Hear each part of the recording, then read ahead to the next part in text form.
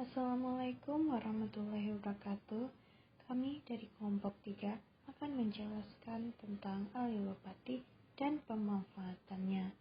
Langsung saja kita dengar penjelasan berikut.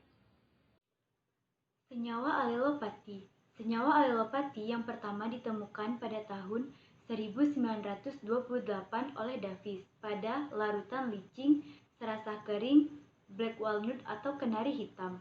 Kenari hitam dapat menekankan perkecambahan dan pertumbuhan pada benih tanaman yang berada di bawah pohon kenari hitam tersebut. Sebelumnya, Kandel pada tahun 1832 telah menyatakan bahwa eksudat tanaman dapat menyebabkan terjadinya tanah yang marginal akibat adanya ekskresi atau eksudasi akar tanaman sebelumnya. Hasil penelitian lainnya telah dilaporkan bahwa senyawa alilopati juga dapat merusak dan menghambat pertumbuhan tanaman penghasil senyawa alilopati itu sendiri, yang disebut dengan autotoksik. Alasan kita untuk memanfaatkan alilopati adalah: yang pertama, saat ini kebutuhan dan penggunaan herbisida kimia sintesis untuk tanaman sangat tinggi.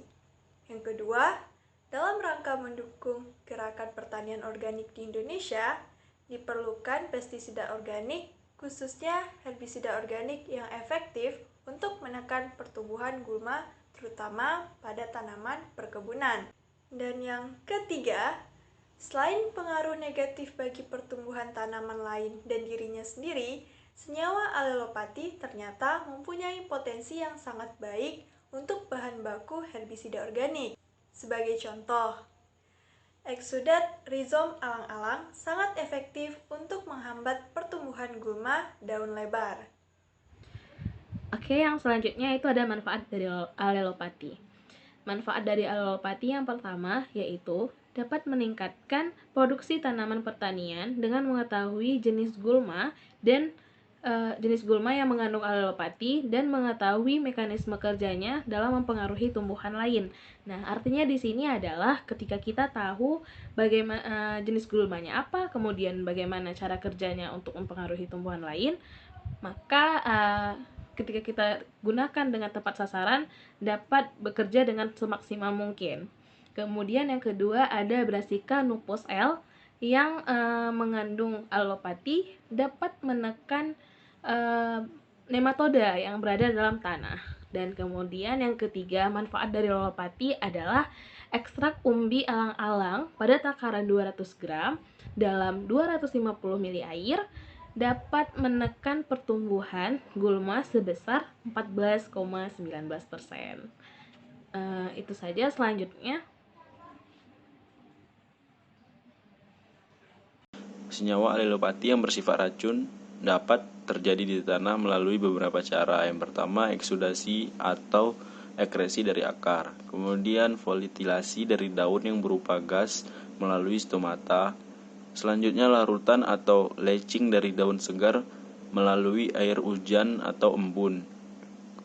Kemudian, larut dari serasa yang telah terdekomposisi. Dan yang terakhir, transformasi dari mikroorganisme tanah.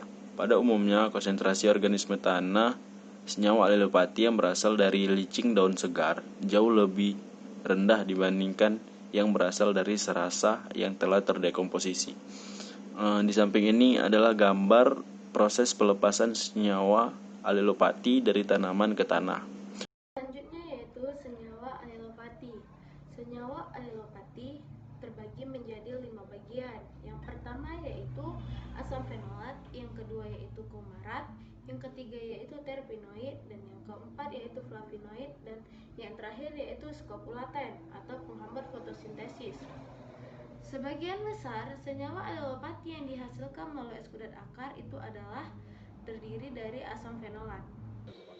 Pada beberapa jenis gulma mampu menghasilkan senyawa alilopati, seperti pada alang-alang, di mana akar dan batang alang-alang mampu menghasilkan senyawa alilopati seperti manitol, sakarosa, asam malat, dan asap sitrat yang dapat menghambat pertumbuhan. Sedangkan pada rumput tebu terdapat senyawa alilopati berupa air kumarat, air hidroksi, benzoat, anilat, ferolat, dan asam sitrat. Alelopati ini mampu menghambat proses pembelahan, pemanjangan, dan pembesaran sel yang berhubungan dengan pertumbuhan dan ukuran sel serta organ tanaman, sehingga pertumbuhan dan perkembangannya menjadi terhambat. Kemudian kita masuk ke beberapa teknik pengendalian senyawa alelopati. Yang pertama ada aplikasi karbon aktif atau arang. Diketahui bahwa aplikasi karbon aktif atau arang, asam salisilat, dan sebagainya mampu menekan pengaruh negatif senyawa alelopati dan juga dapat meningkatkan produktivitas lahan dan tanaman. Yang kedua yaitu aplikasi asam salisilat. Sebagai contoh dapat kita ambil pada residu tanaman khat. Residu tanaman khat tersebut mampu menjadi senyawa alelopati yang cukup toksik dan mampu menghambat pertumbuhan atau mampu menghambat produksi bahan kering tanaman, pektin, dan juga selulose tanaman gandum. Lalu jika kita melakukan perendaman larutan gandum tersebut ke dalam asam salisilat 0,06 mmol, maka itu akan mampu menurunkan pengaruh residu senyawa alelopati dari tanaman khat dan mampu meningkatkan kembali kandungan pektin dan selulose yang sudah berkurang tadi. Magnesium sulfat. Di antara tanaman ada komponen pemupukan yang dapat mengurangi pengaruh dari senyawa alelopati. Ekstrak daun Festuca auridesia, Lolium multiforum, Lolium parene, dan Velum parentaceae bersifat alelopati dan menekan pertumbuhan benih Velum parentaceae. Aplikasi pupuk MgSO4 ternyata mampu menekan tingkat hambatan senyawa alelopati.